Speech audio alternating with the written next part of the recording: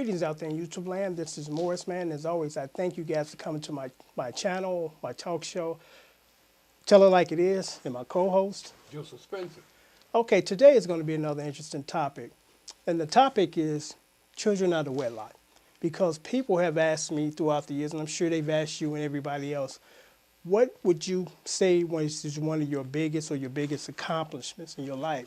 And when people ask me that question, they're surprised with my answer because it's not the music, it's not the music awards, it's not the education, it's not the careers that I had. It's the fact that I've never had a child out of wedlock. Because that was something that my mother frowned on. My mother had 10 kids. So because I watched the show Everybody Hates Chris. And the character, his mother, she was saying, don't bring no babies in this house. And it's so funny because that's exactly what my mother used to say in the 70s. Don't bring no kids up in this house. And none of us did, because I consider myself a mama's boy. I love my mom and my dad too, not taking away the love from him, but me and my mother had a really special bond. I really respected her, really loved her, and she really took care of all of us. So I did not want to disappoint her by no means. She was the last person on this planet that I wanted to disappoint. So that was one reason why, there was no kids outside of a wedding. I have one daughter, and I was married to her mom when she was conceived. We tried to keep it traditional, because it was working. Traditional stuff was working as opposed to nowadays, you got these people that got kids outside of a marriage and with multiple partners, and it's like I look at the lives of most of these kids and they end up in jail or in trouble somewhere down the line. And that's one of the reasons why, because they didn't have that foundation to spring off on in life and to be successful. So we took that very serious in our household that, you come walking in here, my girlfriend about to have a baby nonsense, so we play that stuff. What do you think on that? What are your thoughts on that, Joe? When you have children out of wedlock, number one, it breaks the heritage line. You have kids on one side of the street and kids on the other side of the street, and some men deny siring these kids, and it breaks that bloodline down. I think it go all the way back to the slavery days. A lot of young black men and white, Italian, Jews, they see sex with a woman as a sport. It's not a sport. You bring a life into the world. This is your bloodline.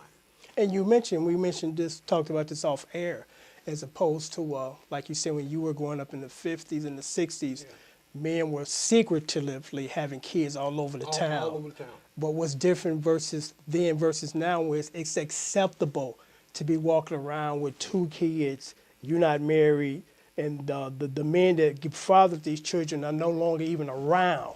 No. So it's sad that it has come to that. And that's the reason why, for the most part, the problems we're having with our young black men, they didn't know their father on an intimate level as far as daddy was married to mom and dad was in the house. When I came home from school, dad was here. Well, he had work, but when he got off work, he came home.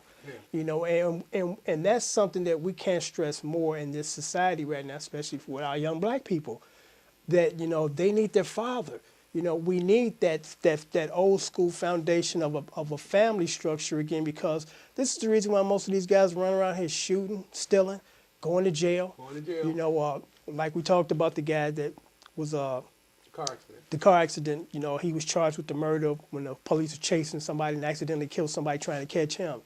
We glanced into the audience, and his family that represented him. There was no man in that group. It was just women.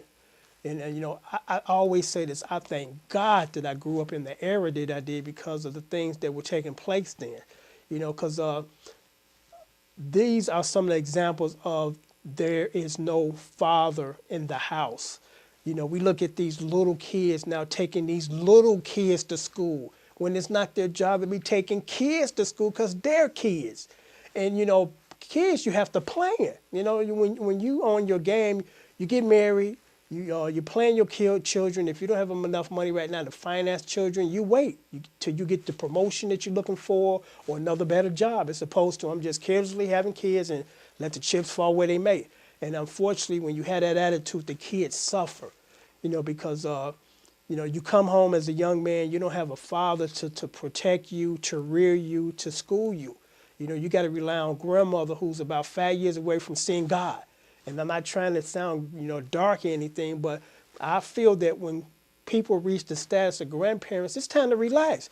It's not time to take on raising another little baby that's not yours. It's your daughter's baby. Now you got to raise that baby, But unfortunately, some grandparents have got roped into that, and some have encouraged it. Because we talked about the phrase that we've coined, the surrogate, the mother or the surrogate father, who is now grandmama in the black household. The majority of these young men coming up, their mother, they were with their mother and they with their grandmother, and it shouldn't be that way, because you could be the best mother in the world, but you can't be a father. You can't. You can't be a father. I've been listening to that a woman can raise a male.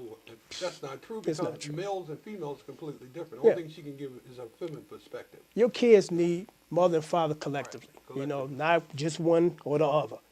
Because we talk about the kids out of wedlock thing, and this has always kind of puzzled and baffled me, and it's kind of funny and sad at the same time. We live in a country where you can walk into a grocery store and get anything off the shelf, but you go in there to get protective, means as far as condoms, they all cased up and glassed up and locked up.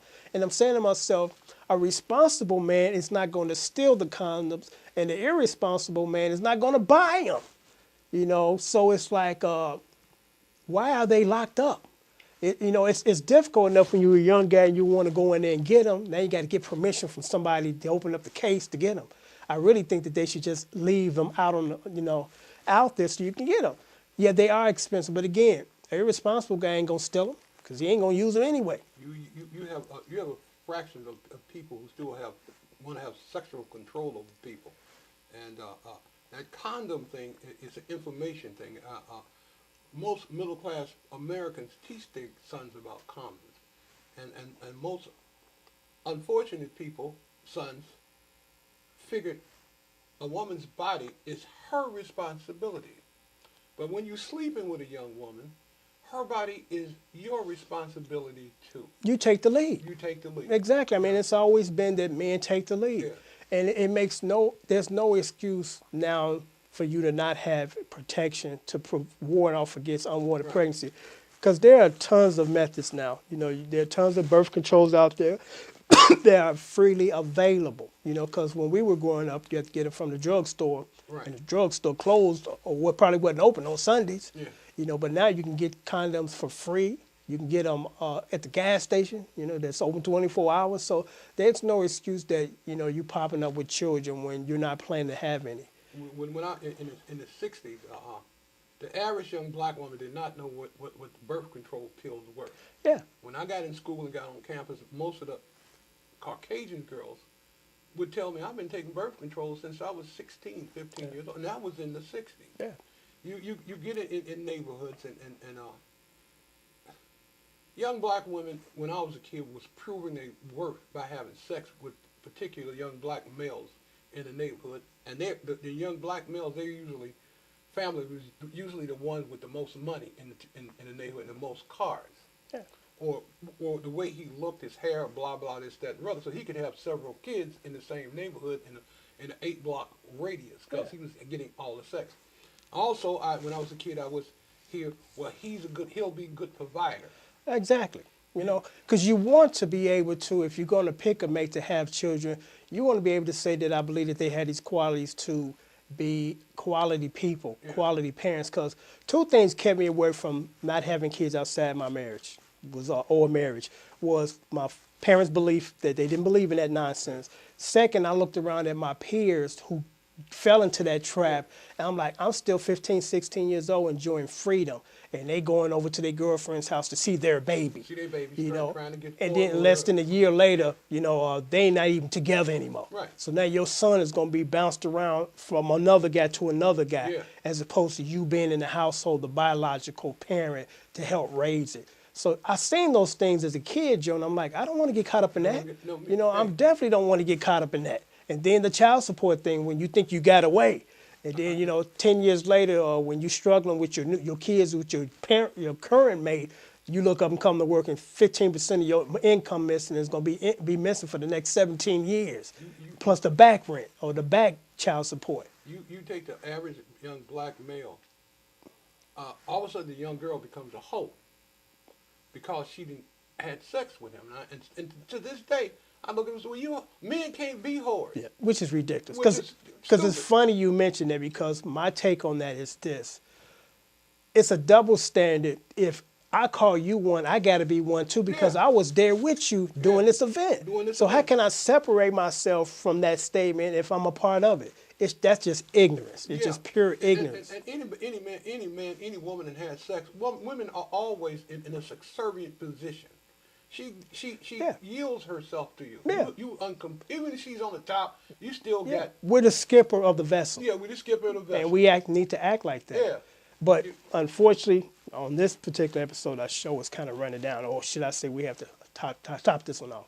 So, my advice to these young men and women is, don't just lay down with anybody and have kids, because kids are a long-term investment, and you need to be aware that this is a big commitment. So don't carelessly get involved into a situation where you're fathering children all over the city, because these children are the ones that are going to suffer as a result of your lack of maturity and insight as far as being a good parent. Any closing remarks? Make it quick. Pornography is not making love. Think about who you want to leave your DNA in. Because it goes on for hundreds of years. Your DNA going to be out there for hundreds of years, and you're supposed to be responsible for your body as being a man. Don't think about just breasts and behind. Teach your children, if you're a young man, learn that your body is just as precious as a woman's body. Don't go out there and give yourself to some woman that you don't want. So on that note, because we got to go. Okay. So until next time, as always, keep thinking. Take care. Yeah. Have a blessed day.